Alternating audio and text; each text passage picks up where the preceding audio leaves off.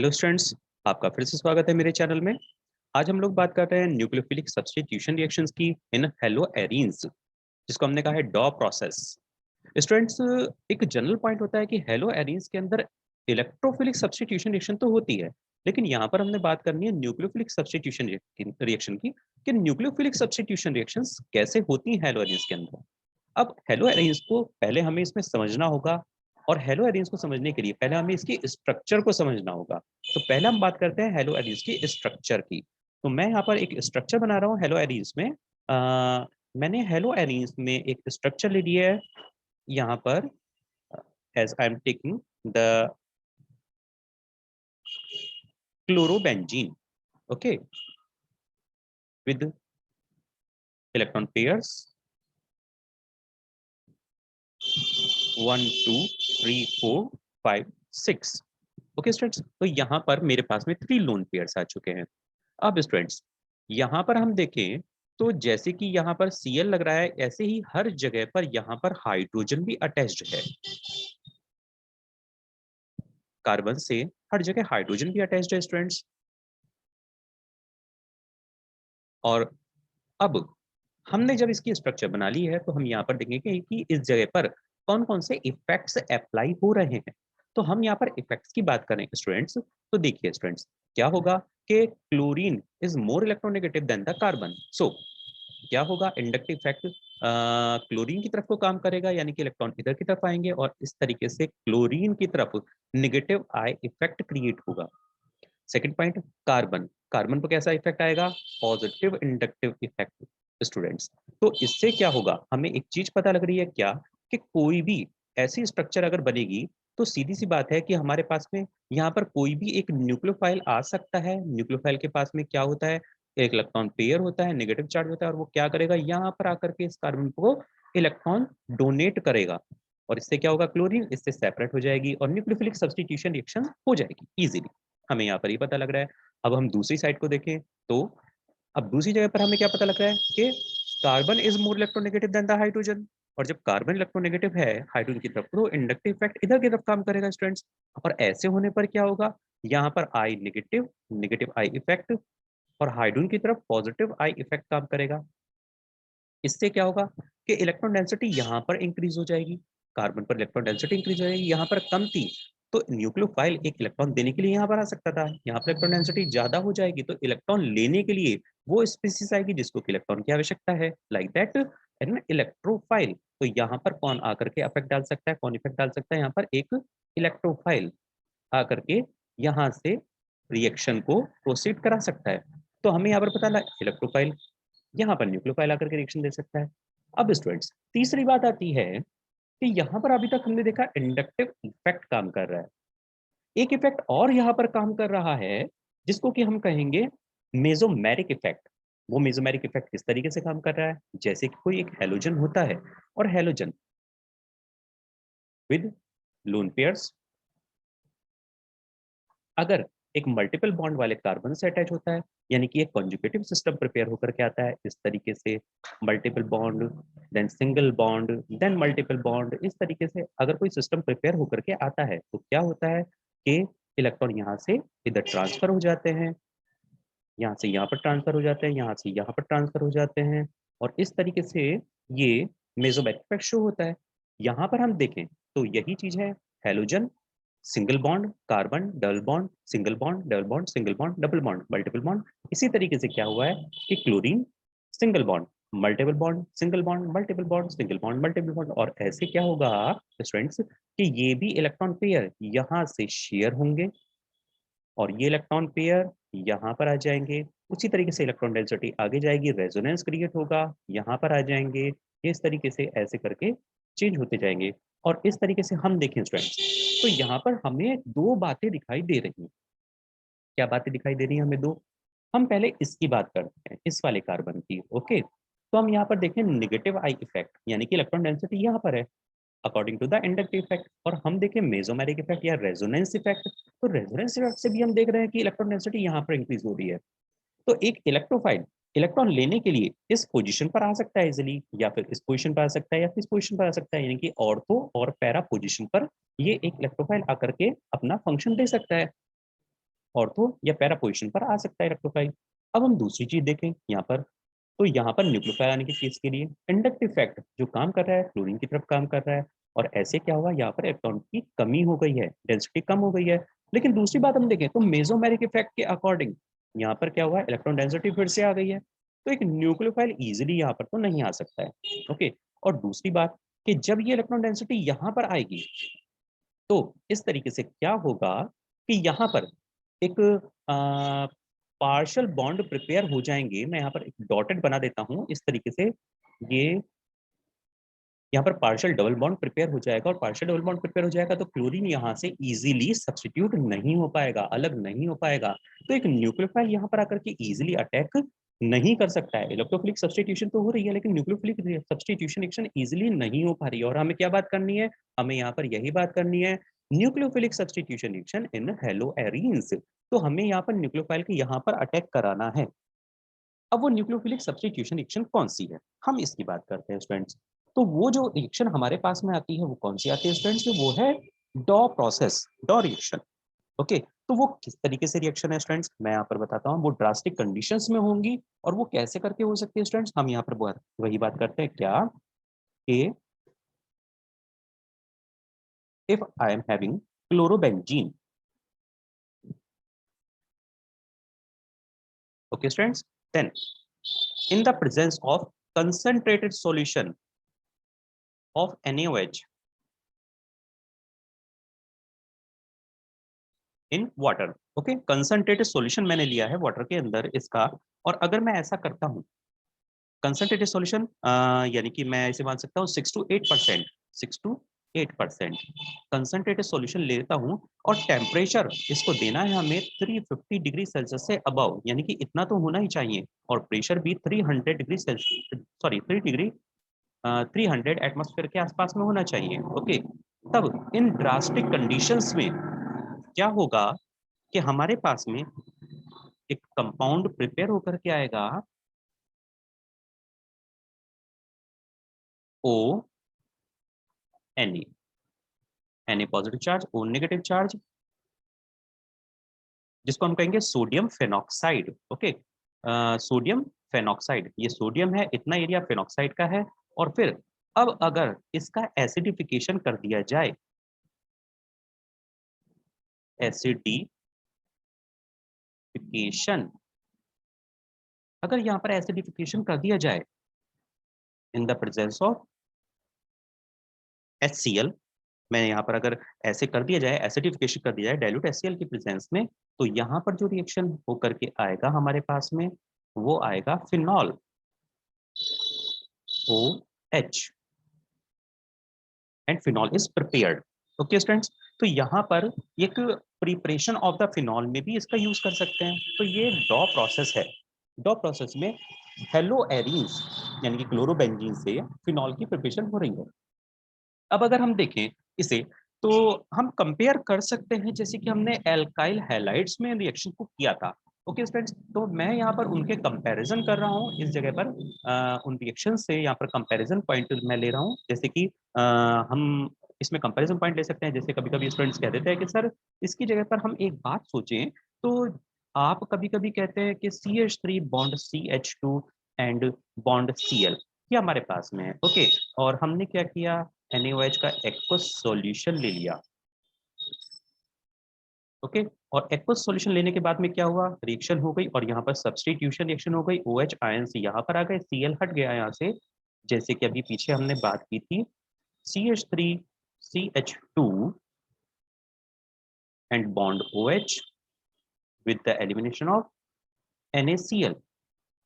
तो जैसे यहाँ पर ये रिएक्शन हुई है, उसी तरीके से सर बिल्कुल ऐसे ही नहीं होगी कि C6H5 एंड देन Cl, और अगर हम यहाँ पर ऐसे ही NaOH की रिएक्शन करा दें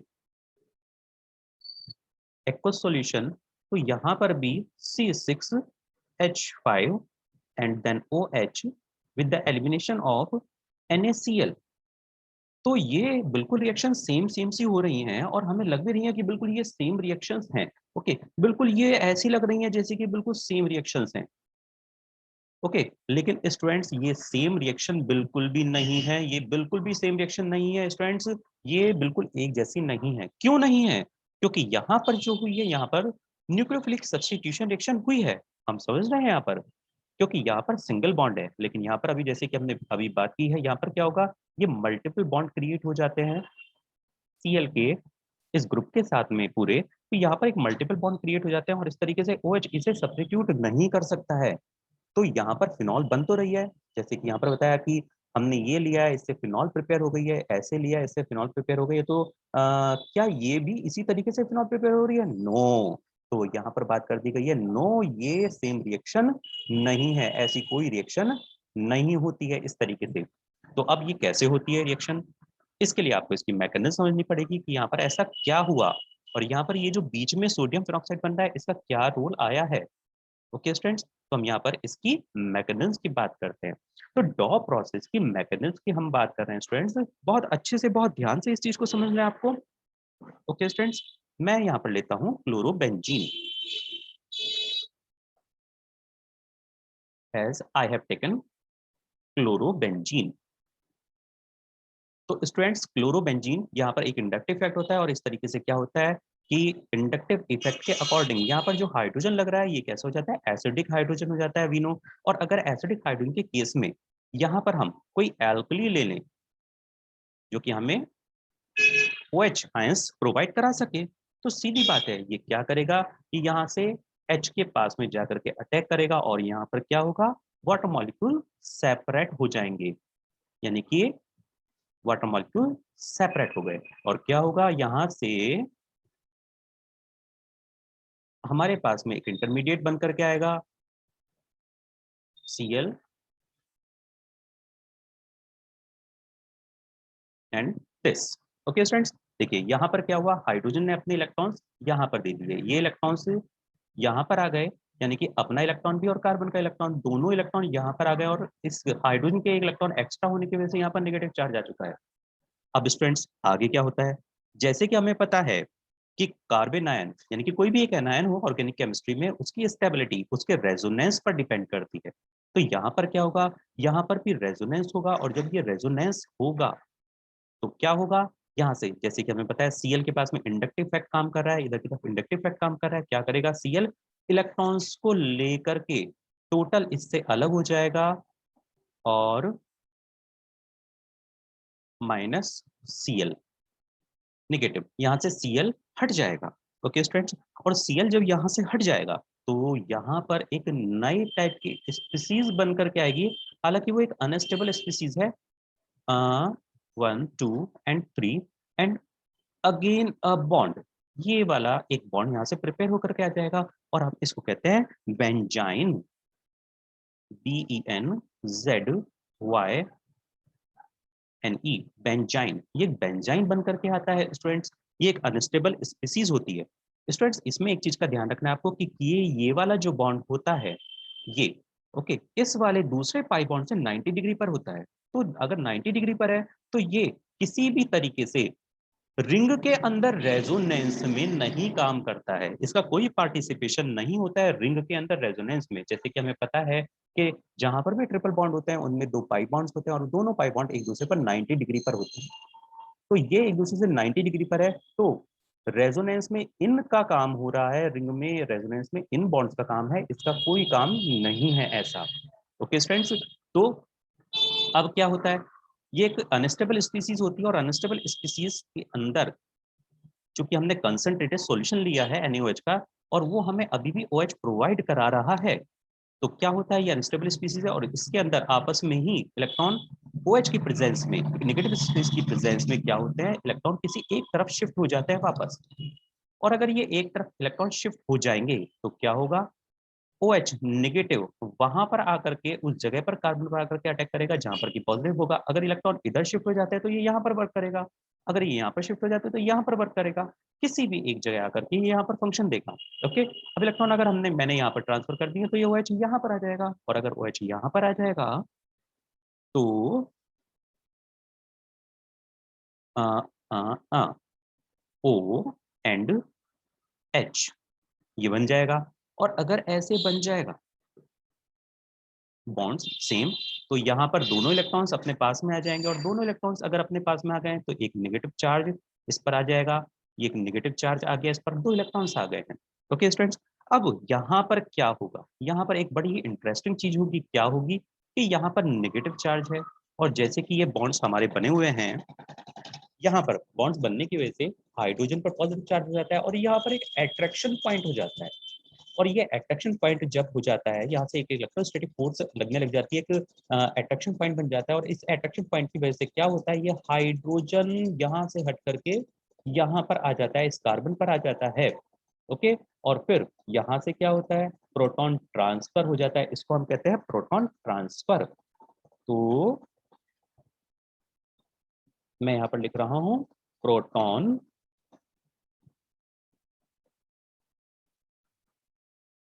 ट्रांसफर, यहाँ से ये प्रोटॉन ट्रांसफर हो जाते हैं। प्रोटॉन ट्रांसफर क्यों हुए हैं, क्योंकि यहाँ पर आपस में एक अट्रैक्शन पॉइंट बैठ रहा था, उस वजह से यहाँ पर प्रोटॉन ट्रांसफर हो जाते हैं। मैं अट्रैक्शन पॉइंट को यहाँ पर डॉटेड करके दिखा देता हूँ, ये डॉट। ओके, इस तरीके से ये अट्रैक्शन पॉइंट आ रहा था यहाँ पर। ओके, स्टैटिक इफेक्ट आ रहा था, स्टैटिक इफेक्ट में यहाँ पर अट्रैक्शन आ रहा था, और एच आयंस यहाँ पर आ गए, प्रोटॉन ट्रांसफर हो गया, और प्रोटॉन ट्रांसफर होने से हमारे पास में जो स्पीसीज बन करके आई है,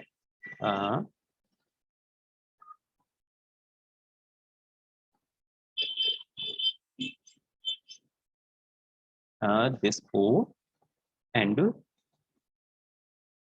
that is H bonds, इस तरीके से हमारे पास में बनकर के आई है। अब जैसे कि हमें पता है ऑक्सीजन के पास में दो इलेक्ट्रॉन पेयर तो होते ही हैं।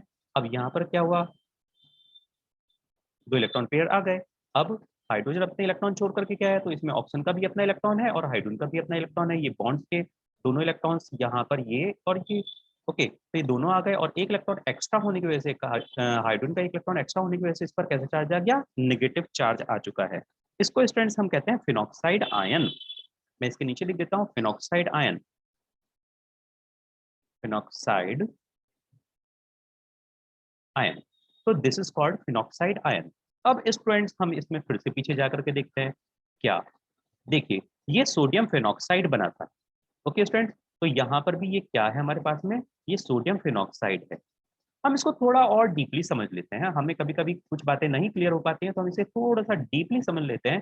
डीप में हमें क्या जाना है, जैसे कि हमने यहाँ पर क्या लिया था, हमने NaOH लिया था। मैं यहाँ पर चलिए Na लिख देता हूँ, Na पर पॉजिटिव चार्ज। ओके, OH ने आकर के यहाँ पर फंक्शन दिया, वाटर मॉलिक्यूल सेपरेट हो गए, तो सोडियम यहाँ पर आ गए, एक इलेक्ट्रोस्टैटिक फोर्स से यहाँ के आसपास रहे। ओके, और तब क्या हुआ, जब ये इलेक्ट्रॉन्स वापस यहाँ आए और शेयरिंग हुई, तब क्या हुआ, Cl अलग हो गया, और ये Cl जब अलग हुआ नेगेटिव चार्ज लेकर के, तो ये Na भी इसके साथ में आ गया इलेक्ट्रोस्टैटिक फोर्स के थ्रू। तो this is Na plus and Cl minus. Further जब दोबारा से कंसंट्रेशन हमने ज्यादा ले रखी है, तो इसके बाद में फिर दोबारा से हमने OH जो लिया वो NaOH ही है हमारे पास में। OH ने यहाँ पर आकर के अटैक किया, तो यहाँ पर नेगेटिव चार्ज आ गया, यहाँ पर क्या आ गए, Na पॉजिटिव यहाँ पर आ गए। ओके स्टूडेंट्स, अब क्या हुआ, जैसे ही यहाँ से प्रोटॉन ट्रांसफर हुआ, तो ये सोडियम आयन ऑक्सीजन के पास में पहुंच गए, तो ये हमने क्या किया, Na। ओके स्टूडेंट्स, तो ये H तो एज इट इज सब जगह है, और ये क्या बन गया, ONA, और साथ में ये रिंग।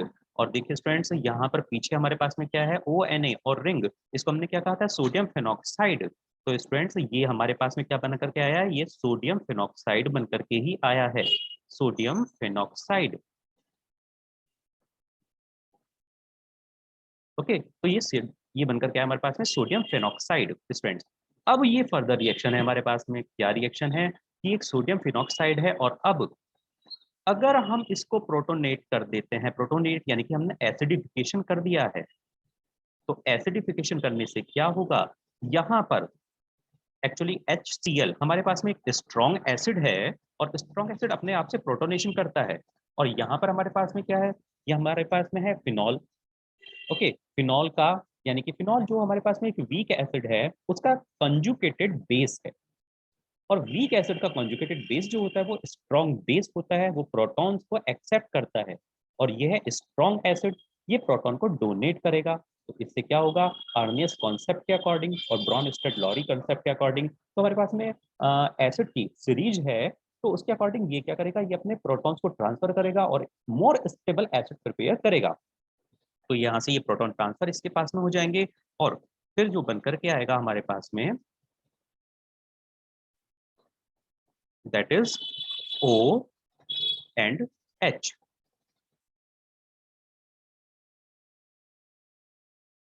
यहाँ से हो जाएगा और सोडियम Cl के साथ में सेपरेट हो जाएगा NaCl। तो स्टूडेंट्स हमारे पास में क्या बनकर के आ गई, ये फिनॉल प्रिपेयर होकर के आ गई। अब हम इसमें देखें स्टूडेंट्स, तो देखिए न्यूक्लियोफिलिक सब्स्टिट्यूशन रिएक्शन तो हुई है, Cl जिस पोजीशन पर था उस पोजीशन पर ही OH आया है, लेकिन इसने आकर के Cl को डायरेक्टली सब्स्टिट्यूट नहीं किया है। कहीं से भी देख लीजिए, इसने डायरेक्टली आकर के सब्स्टिट्यूट नहीं किया है। तो ये रिएक्शन जो है, कहने के लिए देखिए न्यूक्लियोफिलिक सब्स्टिट्यूशन रिएक्शन है मेनली, यानी कि यहाँ से मैं ए डायरेक्ट इसको दिखाऊं, ओके, और यहाँ पर लिख दूं कंडीशंस क्या, NaOH और temperature pressure, okay, like that कि मैंने यहाँ पर लिख दिया NaOH एक्वस एंड क्या क्या कंडीशंस थी हमारे पास में, 350 degree Celsius temperature and 300 atmospheric pressure, और ये हमने कंसंट्रेटेड एक्वस सॉल्यूशन ले लिया था, 6 to 8% कंसंट्रेटेड सॉल्यूशन ने लिया था, ओके। इतनी कंसंट्रेशन ली थी तो उससे क्या हुआ था हमारे पास में, सीधे ये बन गया था और इसका हमने क्या किया था, एसिडिफिकेशन कर दिया था। एसिडिफिकेशन मैं यहाँ पर लिख देता हूँ, एसिडिफिकेशन एसिडिफिकेशन हमने क्यों किया है, एक स्ट्रॉन्ग एसिड हमने लिया है, क्यों लिया है, जिससे कि वो प्रोटॉन ट्रांसफर कर सके, इसको दे सके, और जैसे कि हमने बताया ऊपर वाला एसिड और नीचे वाले एसिड का सॉल्ट, तो फिनॉल नीचे वाले एसिड का सॉल्ट है, तो क्या हुआ, ये ऊपर वाला एसिड है, ये अपने प्रोटॉन इसको ट्रांसफर कर देगा और स्टेबिलिटी ले लेगा, ओके स्टूडेंट्स। तो इस तरीके से क्या हुआ, रिएक्शन केवल हमारी डॉ प्रोसेस की यहाँ से यहाँ पर और यहाँ से यहाँ पर वाली थी। तो जो स्टूडेंट्स ये हमने ये इतना स्टेप देखा, ये ही जो स्टेप है जो कि हमें दिखाई दे रहा है, ठीक है स्टूडेंट्स, तो वो इसकी पूरी मैकेनिज्म ये है। तो इसमें हमें ये दिखाई तो दे रहा है कि Cl हट करके OH लगा है, मगर स्टूडेंट्स ये डायरेक्ट रिएक्शन नहीं हुई है, डायरेक्ट न्यूक्लियोफिलिक सब्स्टिट्यूशन रिएक्शन नहीं है। और स्टूडेंट्स कई बार ये बुक्स में देखते रहते हैं कि कहीं पर इसके बारे में कुछ हमें पता लग जाए कि ये हुआ कैसे, ये रिएक्शन हुई कैसे, और वो अपने मन में धारणा ये बना लेते हैं कि कुछ ना हो तो ये रिएक्शन ऐसे करके हुई है, इस तरीके से रिएक्शन हुई है, जैसे ये हुई है, सीधे सीधे न्यूक्लियोफिलिक सब्स्टिट्यूशन रिएक्शन ऐसे ही ये हुई है, और उसमें बीच का स्टेप जो होता है सोडियम फिनॉक्साइड का स्टेप, ये हटा देते हैं और डायरेक्टली क्या कर देते हैं, सीधे NaOH से रिएक्शन कराते हैं और सब कुछ एसिडिफिकेशन भी भूल जाते हैं और डायरेक्टली क्या करते हैं, इससे इसे बना देते हैं और कहते हैं ये डॉ प्रोसेस है, और ऐसे ही याद रख लेते हैं, इस गलत कॉन्सेप्ट को ही याद कर लेते हैं और आगे आकर के फेल हो जाते हैं इन पॉइंट्स पर आकर के, कम्पिटेटिव पॉइंट पर, और कम नंबर लेकर के आते हैं स्टूडेंट्स, ओके। तो मुझे समझ में लग रहा है, अब मुझे मुझे महसूस हो रहा है कि आपको ये चीज़ समझ में आ गई होगी, ओके स्टूडेंट्स। और फिर भी अगर आपके सामने कोई प्रॉब्लम आ रही है, किसी चीज़ को समझने के लिए कोई पॉइंट आपको क्लियर नहीं हो रहा है, तो स्टूडेंट्स प्लीज़ आप मुझे इस पर कमेंट कीजिए, आप मुझे बताइए, मैं आपके लिए और अच्छी वीडियो बनाऊंगा, किसी और तरीके से बनाई जाएगी आपके लिए videos, okay students, thank you.